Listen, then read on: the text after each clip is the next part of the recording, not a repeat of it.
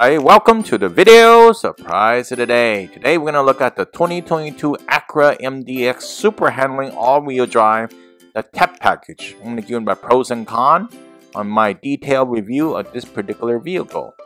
Before we get started, please remember to click the subscribe button, the bell icon when you be notified new videos, and I really appreciate that thumbs up. Thank you very much in advance. Okay, so this is how the key fob will look like for the MDX for the 22 model. Looks pretty nice. Before we get started, I want to thank Acura Pleasanton for helping me out and let me film this great vehicle. Alright, we're looking at Phantom Violet Pearl. It's a very beautiful color, $500 charge. It gives you a nice violet color look. LED daytime running lights. Also got LED headlights in this particular vehicle. As you walk around, you probably notice we have 20-inch alloy wheels on this particular vehicle. It looks really nice, and you got the chrome accents on the door sills and also in the back of the bumper over here. You can see dual chrome exhaust LED tail lights, and this 20-inch looks really nice in this particular vehicle. See the nice front over here, the nice grille diamond pentagon grille with the A for Acura and the LED headlights. It looks really nice and big of a SUV over here. Let's start out with the engine compartment over here. It's well padded to keep noise out of the passenger compartment, and the engine is actually the centerpiece of this vehicle. You probably see over here, and we also have a nice layout overall. A lot of space between different components makes it easier to service. And over here, you probably notice that there's the ABS system over here. And also the big engine, the dipstick is at the bottom. 290 horsepower at 6,200 RPM, 3.5 liter VTEC V6 with 24 valves. Torque is 267 pound-feet at 4,700 RPM. Very nice, powerful engine, just like last year's model. MPG 19 city, 25 highway, and 21 combined. Not bad gas mileage. Fuel tank capacity is 18.5 gallons. Premium unleaded recommended. So you actually could use premium unleaded. I guess you could use the other ones, but it's not recommended. Windshield wiper fluid is on the left side, which is kind of unique in a way. So, you know, if you look at overall. Okay, let's take a look at the front driver's side. Chrome door handles. You got 3 different settings for the seats over here. You also have the adjustable mirrors. You could tilt the mirrors by moving left or right. Power windows, power locks, and also trailway power seats for driver and passenger. And these are wheel leather, by the way, too. So these are really great seats. They're not imitation leather. Oh yeah, Acura has the EOS studio audio system with 12 speakers, also on the headliner. So that's definitely going to be a more enhancement to the sound of the vehicle. Okay, let's take a walkthrough of the electronics on this vehicle in particular. First of all, we start out on the bottom over here. You probably notice they got the parking sensor, stability control, Honda Sense. You also have the controls for the brightness of the dash, the parking brake in particular, and you also have the nice size air vents. All right, on the dash, you notice all digital, looks really nice. A lot of different colors, looks really more nice at night than in the daytime over here, but it's very readable. On the steering wheel, on the left, you got the voice controls, the radio, the phone. On the right, you got the lane departure, cruise control settings. So very simple layout, very easy to understand, very intuitive to use. If you're new to Acura Honda, it may take some time to get used to. So the infotainment, Android Auto, Apple CarPlay, those are supported. It also has Alexa. You have the push button on the left over there, the engine start, and it's a 10-speed automatic push button transmission. You got the phone charger, nice size cup holders. Visibility is really great. Day and night light over here. And you also have the sunglass holder. Let's do the sun visor test. 1, 2, 3. Bang! Alright, goes all the way to the end. So that's a 10 out of 10. So that's really great. And you won't get blinded by the sun in this particular model. And it looks really good. And also in the back of that, you have the vanity mirrors and such. So well laid out. You also have the paddle shifter that I didn't get to mention. So that's if you're really into the driving manual mode and stuff like that. So you can actually stroll to these different menus and get different settings. Keyless remote means the key fob, the battery is weak or some the person stepped away. My sales guy stepped away with the key right now to get something, and that will show up over there. And you know, the steering wheel layout is really nice. Very nice leather on the steering wheel, so nice feel and finish. Overall, this vehicle has a very nice fit and finish. Okay, you can see that you could change the modes and the color on the dash actually changes. You can see that. And we're in comfort right now. It turns to blue, but you know, like say you're in sport or something, it turns to red. And you just twist this little knob over there in the bottom. You know, white is normal, so you're nothing too different. Sport is red. And you know, you can just play around with this and see what setting works better for you. Or you can set up individual. And you know, normal is what most people drive, or comfort, I guess. And you can see this over here. And you got sport.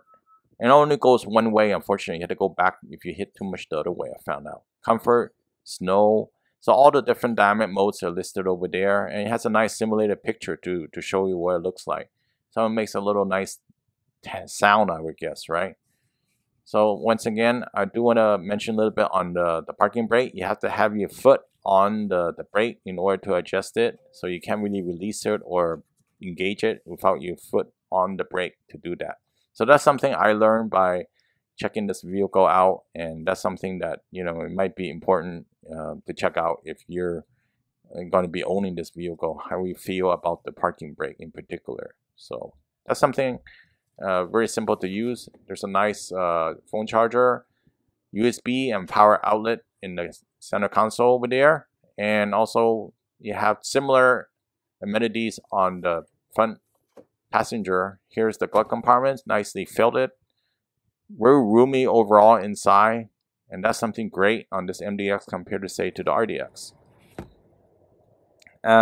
Visibility, not bad at all in this particular vehicle. I wish the headliner is a little bit different material though. So this one is similar to all the other Hondas. So you keep that in mind, even the RDX. And another look at the glove compartment. It doesn't go all the way down. I do want to mention that, but it's ample space if you sit in the front passenger over here. So, okay, so you're in the passenger. You probably could see the center console is humongous, but you have two different types of cup holder. One is a little bit higher than the other one. There's a little place to put your phone, but if you have a bigger phone, it won't fit. That's why I noticed in my case. So it might be good storage for something else. So you can see the layout over here. It looks very decent, very classy. You know, based on some of the interior, this definitely is better than some of the other interiors out there. Very luxurious, but not as luxurious as the Lexus one. So keep that in mind if you're looking for luxury. The RX is a little bit more luxurious inside.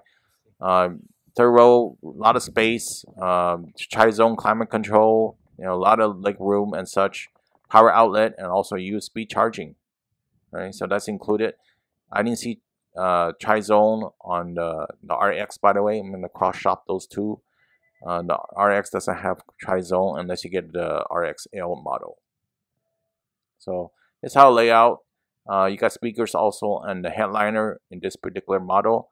The sunshade is not up on this side, but it's up on the other side. You also have the matte pockets in the back of the seats. And if you put down the armrest over here in the, which is the center seat, you actually have cup holders. Speaker grill also on the doors. So this one's up with the sunshade, and that's how it looks like. Very roomy, both front and back. Front rows, back row, the materials doesn't really change much. So I'm going to put up the sunshade over here. You could probably notice that it's going to be looking like that. So once again, there's plenty of space on the second row. No problem. Very nice cushy seats. A lot of padding. So if you go on long trips, it's not going to be a problem. If you're 6 feet or taller, you know, you may have a little problem. Other than that, you shouldn't have much headroom problem at all. I mean, this is very spacious vehicle. Even more spacious than, say, the RDX. So overall, the seats and material are not bad at all. So let's keep that if you're cross-shopping this one. One thing I want to show you on the front passenger, you got the lumbar support, just like the front driver. And if you move the seats, second row to get to the back, this is how it's going to look like. Just a push button on the bottom and also on the top. Not that bad at all, but the third row is probably still best left for smaller kids or children. So in most cases, right? Always emergency seats, I guess, will fit in. You have the storage down. That's how much space you're gonna have over there. Definitely not as big as the minivans out there in the marketplace, but definitely it would do in most cases if you need an extra passenger to haul. So, not a big fan of the copper metal finish, but I guess some people may like that in particular. I'm gonna show you the hatch in the back, all right? So remember, this is an SUV. It's not going to be as big as a van, but you can put the seats down over here in particular. So the headrest and everything. By the way, the second row, if you put the center armrest down, you have 2 cup holders though. You got spare tire? So over here, you can see that on the bottom, you have a spare tire. You have to lift that, and there's a little nut. You can roll it down with, the tire will come down. So keep in mind, it's a donut, not a full-size spare. So if you're looking for full-size spare, it's not included. So putting the seats down is really easy on this particular vehicle. Once you lift the little tab over there, the headrest actually flops down. So very simple and very interesting, right? So it happens on both seats in the back. Not automatic though, so you push that and push it down. Thanks to the sales guy for helping me on that. Victor, if you're interested. All right, so nice size back seat, great for grocery hauler, and in most cases when you're doing shopping on the weekend, you just hit the button, then the door will close, so you can use the key fob or the button in the front near the door over there that also closes the hatch in this particular vehicle. So a little test drive over here. So I'm just driving at a normal speed around 45 or so, and 43 to 45, and you notice it's pretty quiet overall. Great acceleration, very smooth. It's not going to be a sports car, so there's no power problem with the previous model. So, you know, if you have more power, then probably drain more gas. So keep that in mind. So you can see over here as well, it's very smooth. The gauges are very easy to read, very simple.